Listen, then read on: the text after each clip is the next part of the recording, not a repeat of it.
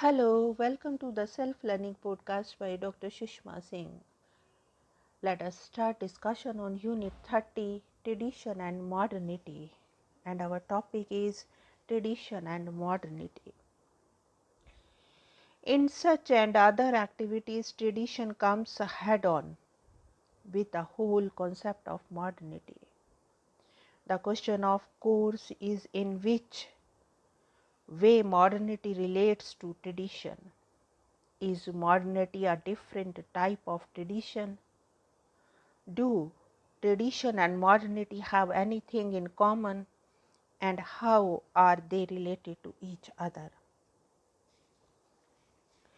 Tradition has a tendency to become entropic and inward looking. This is true of many local level traditions, and sub traditions are stamped out and disappear without leaving much of a trace.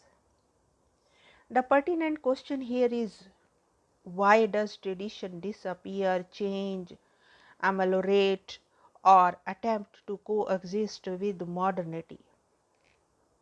The fact of the matter is that the vectors or chief characteristics of a tradition are themselves set to develop, change, or become stagnant. Thus, tradition has many sub-traditions, and it is these that often linger on indefinitely in various geophysical territories within a specific cultural area. At some point in the development or spread of a tradition tends to become less influential and is capable of dealing only with local traditions. At the same time, traditions sees the necessity of dynamism, and various religious traditions themselves find it difficult to sustain themselves. Thus, when a tradition becomes entropic, it becomes clear that the tradition is now stagnant, and in being so, is quite capable of calcifying and becomes superficially related to rites, rituals, ceremonies, while the essential communication remains obfuscated and confused. Thus, tradition is dynamic and records our creative changes. We must also keep in mind that the social changes are part of the process of society. However, it is equally clear that beyond a point, tradition is not able to deal with a new set of situations and the new institutions.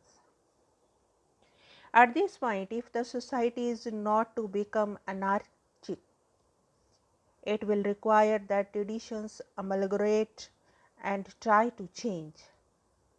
Yet a tradition can only follow its ontology and find itself as inadequate in the face of modernity. Thus, the forces of modernity tend to choke tradition, or at least make it relatively insignificant and even innocuous. However, tradition, though it becomes quiescent, it is not really banished by modernity, because modernity is evidenced only in the advanced countries of the West and in the metropolitans of the East. This is made clear when we compare architecture of the North and South. Thus, a luxury hotel in metropolitan of a developing country is virtually no different than that of an advanced country. Thus, tradition is never really banished, but is pushed back as the forces of modernity take root. Modernity, however, means different things in the north and the south. Thus, modernity indicates a type of society that is more developed relative to other societies. We can compare modern society with societies that are pre-modern or those that are post-modern. However, neither of these approaches is fully satisfactory. The social structure of modernity is such that it defines the tradition from isolated communities to mass scale society. Referred to in this manner, modernity is found therefore not just in the West. This process can be seen as working all over the world rather than just in the advanced nation. Thus, mass society implies large scale movement of goods, people and information among separate areas. Standardization of many aspects of society which are helpful for mobility, and increased specialization and interdependence of different parts of the society. Thus, modernity can be apparently contradictory, but these features listed above are different parts of the overall ontology of this process. When the elements or products of modernity invade another culture through popular processes, as various cultural aspects such as folk tales and cinema, there is a widespread overhaul of cultural and social ontology, and these tend to change a society and prepare it for further changes. This results in a homogenization of culture and creates widespread diversification at the local level. There are other features such as democratic government and the hierarchical structures within it.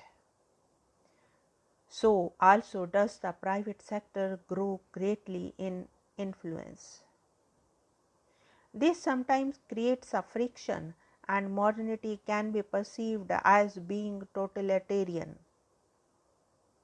However, the individual in modernity belongs to those subsystems and is part of a competition, liberty and individualism.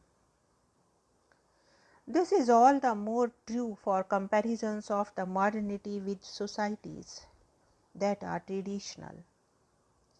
Modernity brought with it many blessings to the people, including much better health and economic prospects.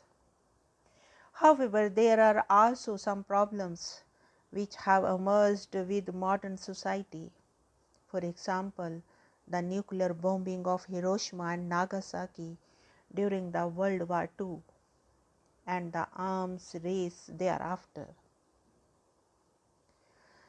Other problems include environmental degradation, for example, air and water pollution. Modernity also creates great stress on people and alienation or being without specific interest in anything. At the present point, the debate is still on whether modernity is socially positive or not, whether it has proved beneficial or not to world society. Now let us wind up the session and take rest. Thank you very much for engaging yourself with a self-learning podcast.